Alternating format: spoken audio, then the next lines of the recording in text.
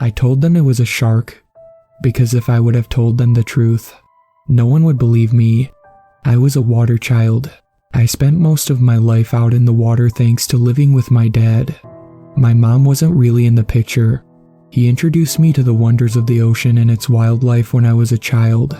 And while I loved the animals and the ecosystems he taught me, I wanted nothing more than to just be surrounded by water. It is strange to think that that's changed after everything. Thinking back on it all, it almost feels like a whole lifetime. I'm not sure where to start exactly. I'm mostly doing this because my therapist told me it's not good to bottle my emotions and pretend nothing happened. She told me to tell my truth. It was the polite way of saying, what you saw is not real, but you need to tell me what you think you saw. It pisses me off more than anything. Honestly, I know what I saw. I don't give a shit if anyone believes me anymore. I guess it all started with the wildlife disappearing. My dad was a marine biologist. He had his own boat home decked out with the latest radar equipment, scanners, recorders, and a small but very dedicated crew to help him. Including myself, there were 5 of us. Me, my dad, Harley, Jess, and Camel.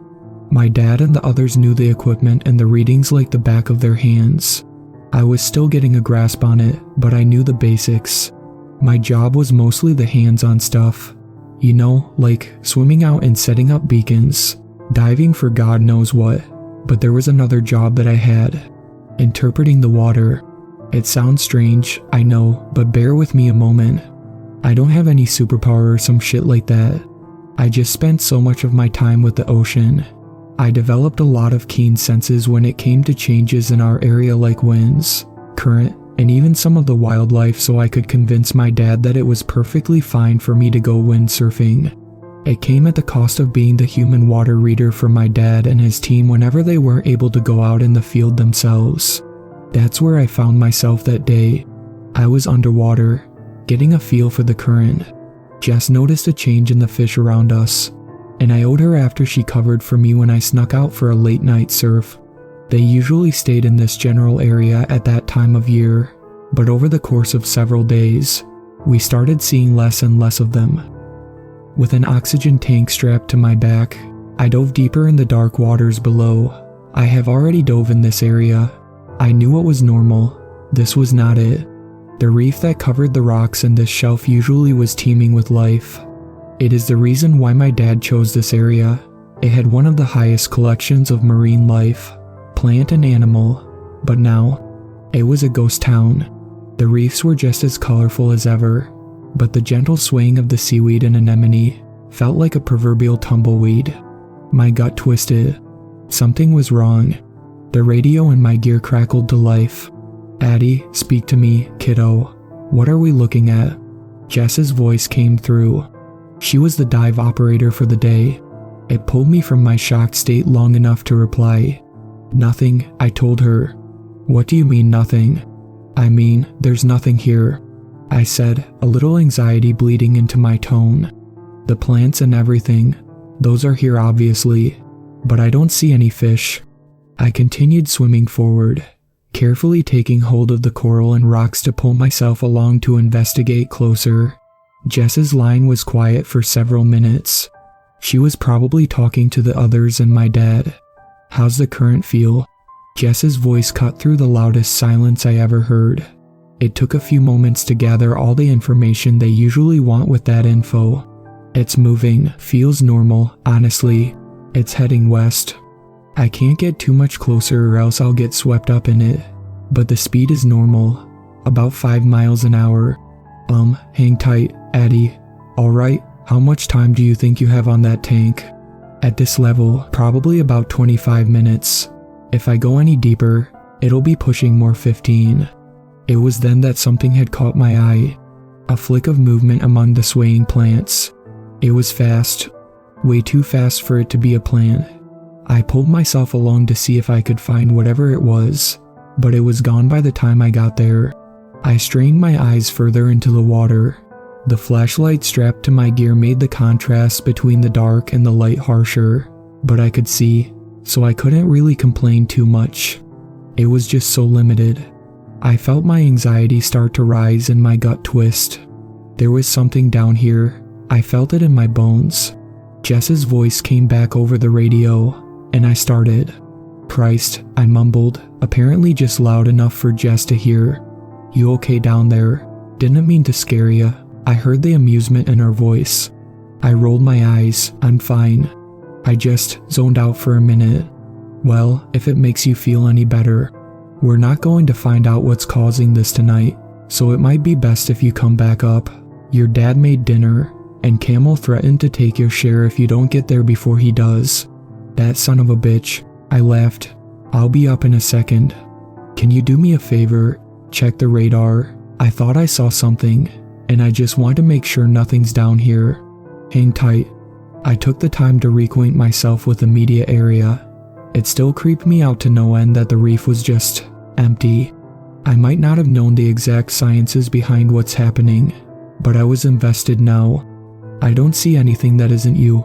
Might have been a shadow," Jess responded. "Maybe." I kicked my legs, the flippers propelling me up to the surface. Headed up. Jess helped me back on board and all was relatively normal for the following days. I say relatively because something weird is definitely happening to the ecosystem here, but nothing extremely out of the ordinary happened. Not until about a week later, not until the day I never went back out into the ocean. 7 days had gone by and we still saw no sign of the wildlife in the area. Harley had been taking water sample after water sample to see if there's even the slightest change. Camel manned the radars most of the time. The man was like a wizard. Jess and my dad were handling most of the research. Frankly, I was miserable. My dad and Harley both didn't think that I should go out into the water until we have a better idea of what's going on with it. So I ended up being the errand girl. I usually didn't mind helping out, but with no chances to swim or even surf, it almost felt like a punishment. So I took the opportunity for a swim while everyone was working. It wasn't going to be long, 15 minutes tops. The water felt incredible. The days had been hot, and I was running every which way on that damn boat. The cold water was like a shock to my system at first, but as soon as it settled, I'd never felt more comfortable. After adjusting to the temperature, I dove underwater. Most people would advise against diving without gear, free diving, as it's known, and those people would be exactly right. Free diving is dangerous for those who aren't properly trained or prepared for what could happen. I was trained and had gone free diving hundreds of times in my life, but thanks to a realization pointed out by my therapist, this decision is how I got where I am today. So, take that as you will, I suppose. In my defense, though, I wasn't diving far. The rocks and reef I had scoped out just a week prior was only about 40 feet down, and I'd long since learned how to hold my breath for several minutes and still have enough oxygen in me to go back up. I thought I was going to be fine. I gently took hold of a rock that jutted up from the floor and pulled myself along just like I always do. It was the best way to preserve energy, in my experience. Truth be told, I didn't have much of a real reason to actually dive down, but I remembered seeing that weird flash of movement the last time I was there. A part of me was sure it was nothing, a shadow off the seaweed like Jess had said, but a part of me was hoping it would be something cool, like some unknown fish that got washed up in the current. Still didn't explain why all the other fish just up and disappeared, though. It's one thing for an alien predator to cause damage to an ecosystem over time. It's another for it to happen instantly. I had been underwater for about a minute when another flash of shadow caught my attention. I felt fine, really. I comfortably still had maybe another minute and half of oxygen in me, so I wasn't too concerned about that. I was focused in on this movement. The sun shined through most of the water enough for me to see what was going on, but this thing moved under the shadow of a deeper rock. Any detail was swallowed by that darkness. I swam for a closer look. The rock was huge, steep, and covered in sharp coral. I put my hand on it and felt the coral slice into my hand. I resisted the urge to suck in a breath in pain, just clenched it tight out of reflex. I slowly curled it back open, feeling the salt water seep into the cut across my palm. It stung and hurt like hell, but it would help it not get infected. I watched as the blood mixed into the water like a cloud beside me. I could hear my dad lecturing me now. I looked into the darkness under the rock, careful of where I braced myself. Without my mask and only a pair of cheap goggles, it's nearly impossible to see, so I wasn't expecting to see much, but I was hoping I could still see the movement, get an idea of where this thing could be hiding. I didn't see anything right away, so I started lowering myself down further. I felt the pressure start to build in my ears, and my lungs were starting to burn. I'd need to get air soon, but this would only take a second, I told myself. I was surrounded by darkness within seconds, and I felt my anxiety spike. I couldn't see anything, and that gut feeling I had was back. It was so intense. Any thought I had about coming down this far with this little air left was gone instantly. Then, a gush of water raced past my back. I whipped around, nothing. I felt it behind my legs the next time. Still nothing. Something was here, and it was circling me. I looked at my palm and realized the blood was still flowing. It was apparently deeper than I thought, and I was right in the middle of this thing's nest. I needed to get out of there. I wasn't equipped for that. I gave one powerful kick and felt myself start to rise. Fuck that noise. The pressure in my ears faded as I crept closer, and as soon as my head broke the surface, I felt myself take in one of the sharpest gasps of air. I was almost disoriented for a second as I caught my breath, but the moment I heard my dad shout my name, I knew I was in the shit. "Addison, what the hell are you doing?" he yelled. "I told you not to go down there while we figure this out." I was too out of breath and shocked to respond properly, so all I could do was shout back sorry. "You know not to free dive without a spotter, Addison. You could have been seriously hurt." He furrowed his brow as he pushed over the rope ladder I made for easy water access. It appears I had completely forgotten to give myself access back on board. Whoops. As soon as I got my bearings, I cut him off. "Dad, there's something down there. I'm sorry for diving without a spotter, but there's something there." His entire tone changed, and he almost seemed to have straightened a little. "Did you see it?" "No. I felt the water move behind me, though. Like something swam past me really fast. It's pretty big. Get out of there without knowing what it is. It's definitely too dangerous for any of us to be in the water." I wasn't going to argue. This is a better job for a camera than any of us.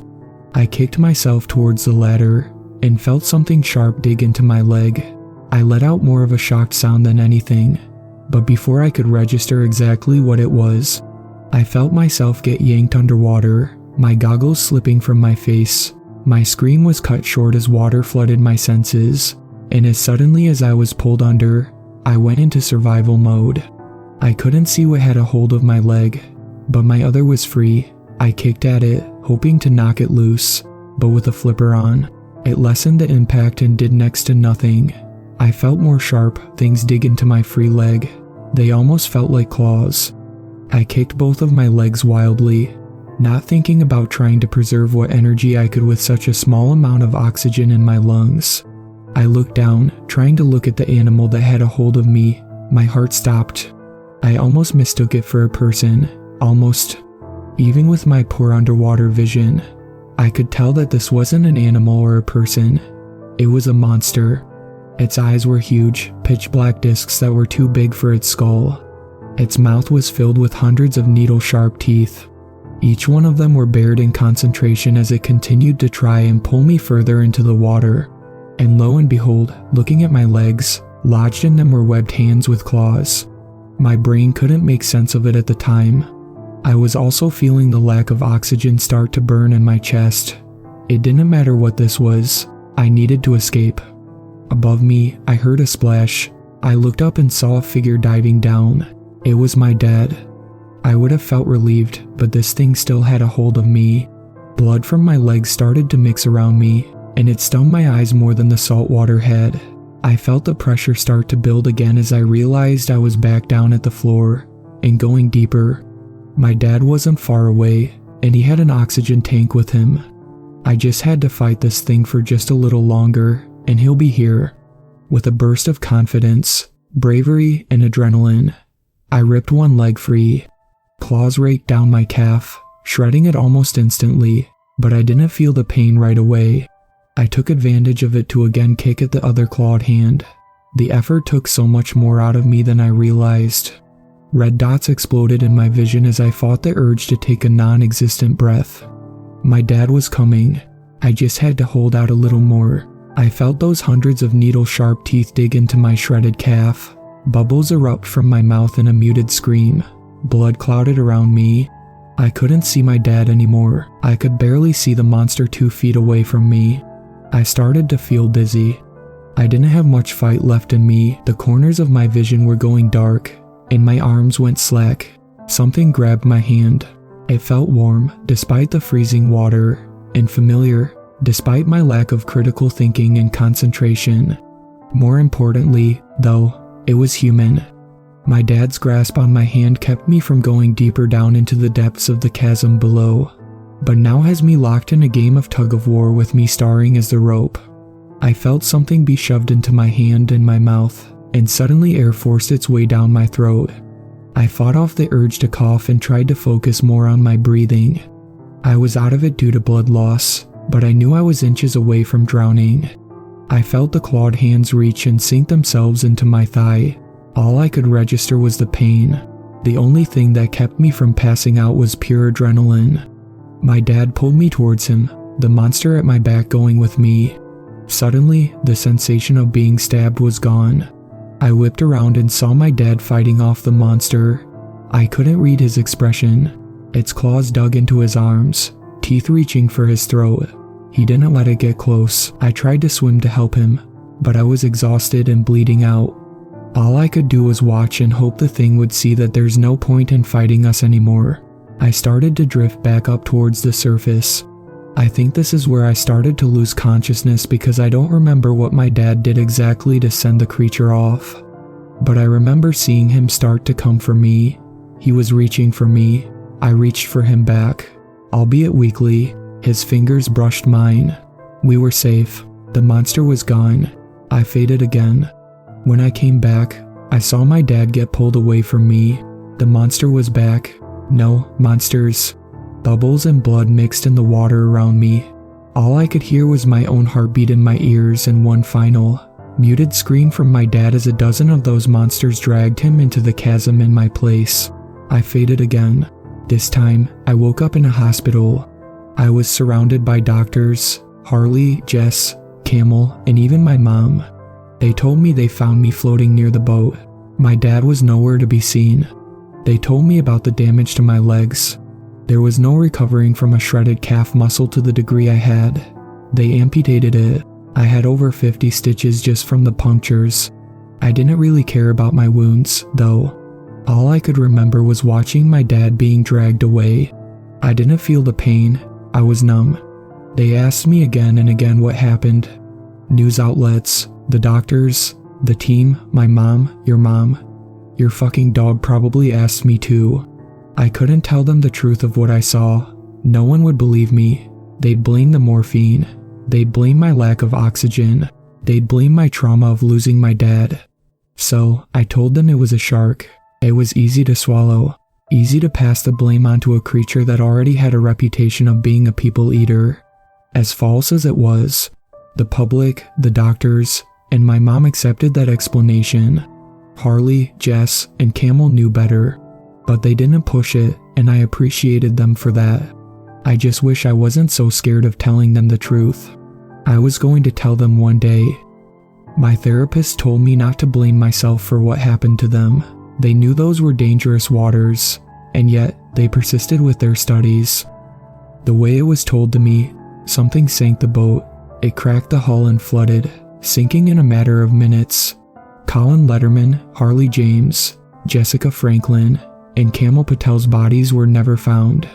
They found the remains of the boat settled on the floor, and figured the shark that attacked me and took my dad rammed into it, sunk it and took the others. Anyone who's only seen Jaws and bad Shark Week specials thought it was a good enough explanation and closed the case. I, of course, knew the truth. They have since closed off the waters to the public. Even most scientific teams who want to go out there need permits out the ass. If you asked me, though, No one should ever touch those waters again. I still hear my dad screaming in my nightmares every night, the others too. These are my final words. Tomorrow night, I'm going back out. I'm going to let those things take me and end my miserable, traumatized existence. Like I should have in the first place. I'm sorry I told them it was a shark. What's out there is so much worse.